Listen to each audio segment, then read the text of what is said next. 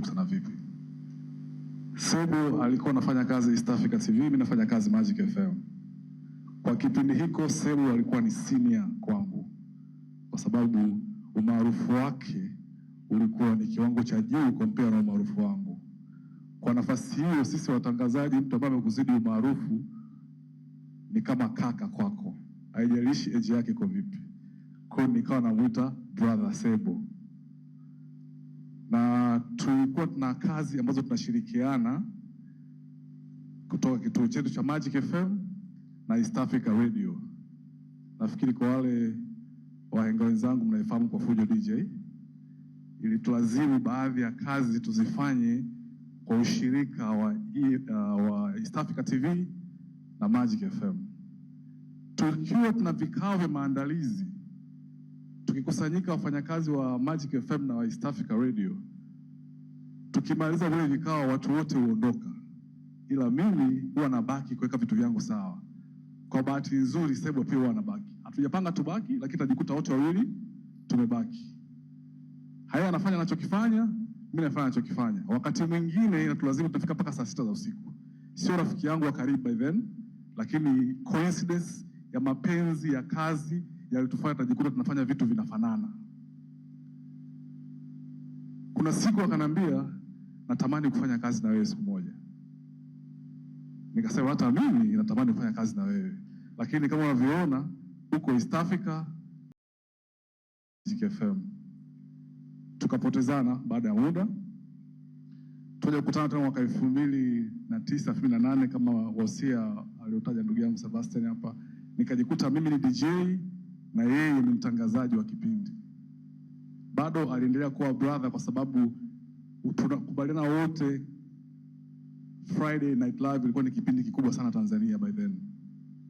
Kwa hiyo kwa heshima yake mimi nilikuwa najihisi nimepata nafasi ya kufanya kazi na mtangazaji mkubwa sana kama DJ. Kwa bahati nzuri ile furaha yangu na furaha yake haikuweza kudumu kwa muda mrefu, sababu mimi tayari nilikuwa nishaanza ndoto za kutafuta kituo cha redio. Na yeye aliniambia, nafurahi kufanya kazi na wewe, lakini kwa ndoto yako hii na maono yako naamua kuacha kazi, mimi nakuruhusu kwa moyo mmoja, nenda. Tuliishia hapo, na baadaye mwaka 2014 kituo cha FM kilianza. Nikampigia simu, nikamwambia ndugu yangu, kituo hiki hapa tulikuwa na ndoto kufanya kazi pamoja, njoo tuanze safari yetu ya EFM kwa pamoja. Alinifanya mimi nikaamini Majizo anampenda Lulu.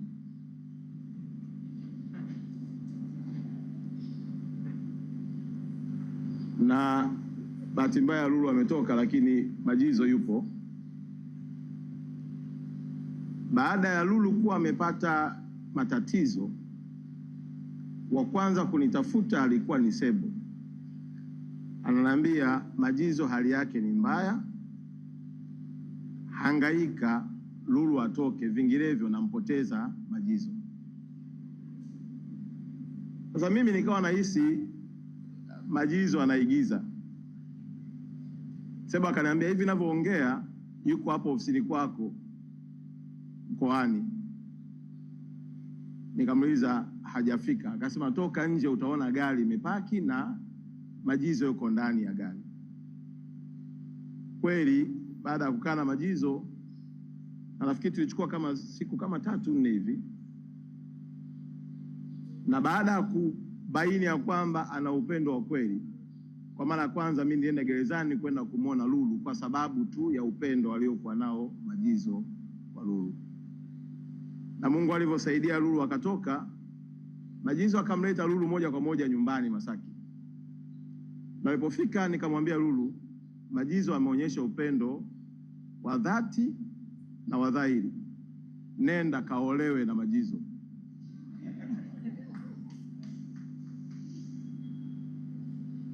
Sasa Sebo ametangulia, ambaye ndio alitufanya wengine tupiganie penzi la Majizo na Lulu. Na mimi sina uhakika kwamba kama amebaki mtu mwingine aliyekuwa anajua, na bahati nzuri Majizo amesema, lakini kwa kweli nimebaki. nitakaa nao kuangalia ule upendo wa mwanzo waliokuwa wananishurutisha kwenda gerezani kama bado upo, ili kuhakikisha ndoa hii inaendelea kuimara kwa kumwenzi ndugu yetu Sebo. Jambo la mwisho, mahubiri yamefundishwa, lakini nilikuwa nauliza pale alaji ni nini? Nikaambiwa kwa sababu alaji wenyewe akitokea hivi unakuwa na maswali, hii alaji ni nini? Niwaambie tu alaji na washikaji wa Sebo, Yesu yuko njiani anakuja. Tutafute ufalme wa Mungu mapema, ili wakati wetu utakapofika na sisi tuwe tumejiandaa kwenda mbinguni.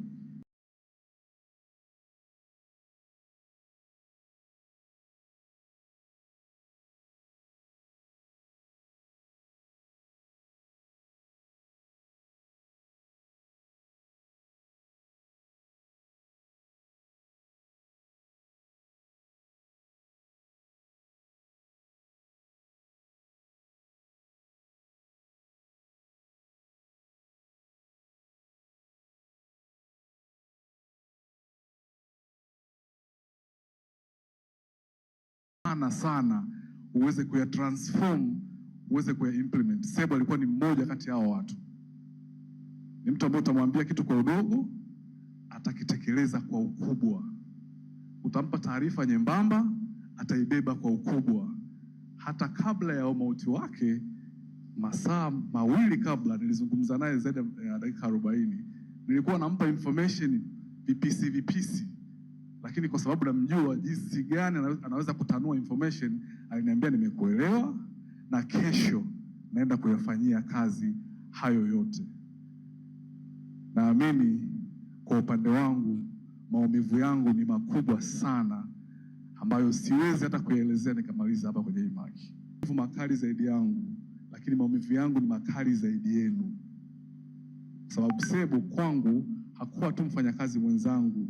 Sebo alikuwa ni kaka, ni baba, pia ndo msimamizi wa ndoa yangu. Kwa kuna vitu tulikuwa tunaongea vingine beyond ya kazi. Ziko siri zangu nyingine hakuna anayejua zaidi ya Sebo.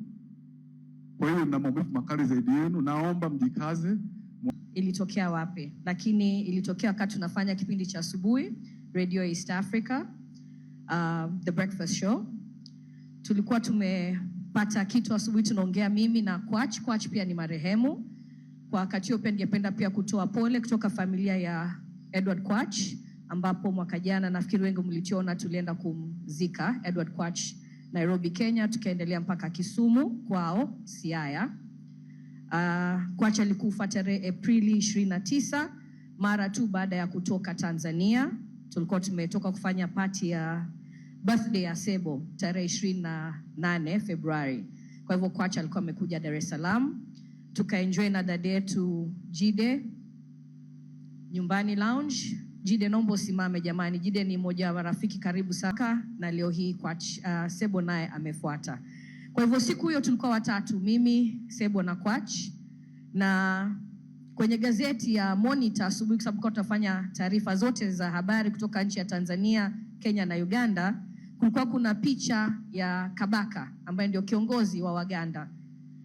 Anapita. Sasa kwa heshima watu wanakuwa nalala chini. Kwach akamuuliza Sebo, kwa nini wanafanya hivi? Akasema kwa sababu Kabaka ni mtu mwenye hadhi na heshima. Na nakumbuka kulitokea kidogo mzozo pale studio, na baada ya hapo nikamuuliza Sebo, naweza kukuita nani? Dennis wakati huo alikuwa anaitwa Dennis. Dennis, naweza kukuita nani? Akasema Sebo ni jina la heshima, la hadhi, la mtu ambaye ana nafasi kwenye jamii. Kutoka hapo yeye alikuwa ananiita Nyabo. Nyabo kwa Kiganda ni mwanamke ambaye pia ana hadhi na nafasi. Kwa sababu alikuwa ni mgeni pale studio, alikuwa ananiita Nyabo Dennis. Baada hapo nikambatiza jina hapo kwenye kipindi Sebo. Lakini huwa tulikuwa na utata na Kwach, nani ndo alimpa jina Dennis kumuita jina Sebo? Ni mimi au ni Kwach? Mwaka jana tulikuwa na JD na wengine pale nyumbani lounge, wote watatu. Ndio tukaanza kubishana, ni mimi au ni wewe ndo limpa jina la Dennis kuitwa Sebo.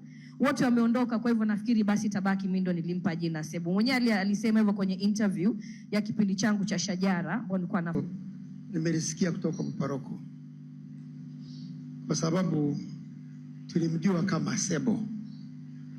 na ndio jina ambao tumejifahamu kwa kipindi chote, lakini wengi mnafahamu Sebo ameishi hapa nchini kwa muda mrefu sana, lakini mkazi na mwenyeji wa Uganda.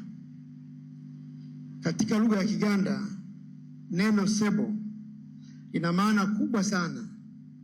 Ni neno linalotumiwa kumtaja mwanaume anayeheshimika, mwenye utu, mwenye busara, anayestahili heshima katika jamii.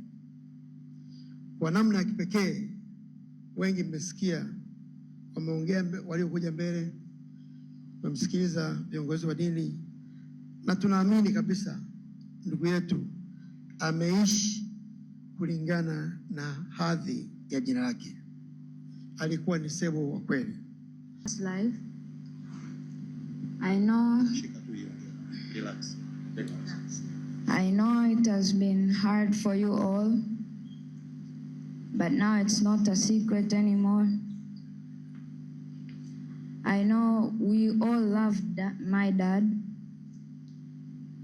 He always used to be a jokester, used to laugh every time, and he's a loving dad.